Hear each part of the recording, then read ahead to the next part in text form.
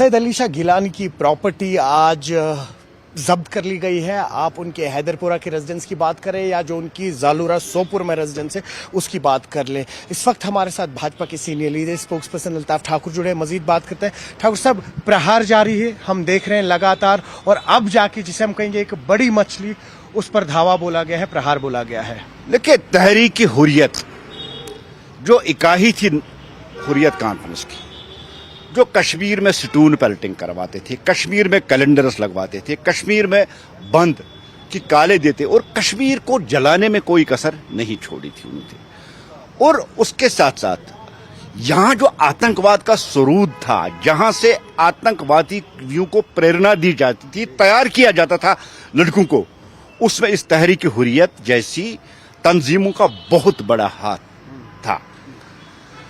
हजारों की तादाद में आज अगर कश्मीर में नौजवान दहशतगर्दों की सफों में शामिल हुए तो उनके पीछे यही तहरीक हुर्रियत, मसरत आलम, सैयद अली शाह गिलानी, अवामी एक्शन कमेटी, ऐसे मुख्तलिफ ग्रुप्स थे जिन्होंने कश्मीरी बच्चों को आतंकवाद की प्रेरणा देकर आतंकवाद में शामिल करा दिया और हजारों बच्चों का यहां कत्लेआम इन्होंने किया। जम्मू कश्मीर में कैलेंडर्स, हड़ताल, स्टून पेल्टिंग, बंद, यहां की प्रॉपर्टी को जलाना, यहां की गाड़ियों को जलाना, हुर्रियत कॉन्फ्रेंस का यह एजेंडा था। और पाकिस्तान का एजेंडा लेकर कश्मीर को उन्होंने 30-32 साल तक यहां जला दिया। और जिस तरह से ये सरूद, जिसको हम कह सकते हैं, ये सोर्स था दहशतगर्दी का, दहशतगर्दी के सरूद को खत्म करना दहशतगर्दी को खत्म करने के बराबर है। और जिस तरह से 2019 के बाद आतंकवाद, दहशतगर्दी पे यहां प्रहार हुआ और आज लगभग आतंकवाद समाप्त हो चुका है, इसी तरह 2019 के बाद बैनर्ड हुर्रियत कॉन्फ्रेंस जो यहां दहशतगर्दी पैदा करते थे, जो यहां हालात खराब करते, जो यहां के अमन को आग लगाते थे, उनको भी बैन करके उनको या तो जेलों में बंद किया गया या उनकी प्रॉपर्टी को सीज किया गया।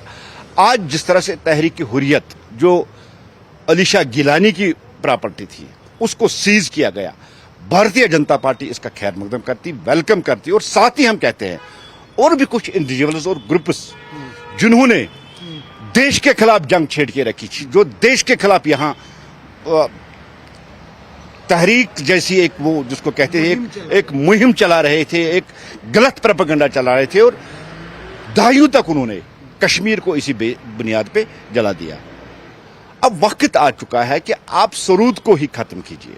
जिस तरह से गवर्नमेंट ने एक अच्छा स्टेप उठाकर जमात इस्लामी के स्कूलों को गवर्नमेंट के हवाले किया, बंद किया, उसी तरह हुर्रियत कॉन्फ्रेंस के ऑफिस और हुर्रियत कॉन्फ्रेंस की प्रॉपर्टी को जब्त करना, इसका मतलब है कि ये आतंकवाद का अंत है। क्योंकि अब कोई प्रेरणा नहीं देगा, अब कोई सैयद अली शाह गिलानी, कोई मसरत आलम, कोई यासीन मलिक, कोई आसिया इंद्राबी जैसे लोग अब यहां दहशतगर्द पैदा नहीं कर सकते हैं।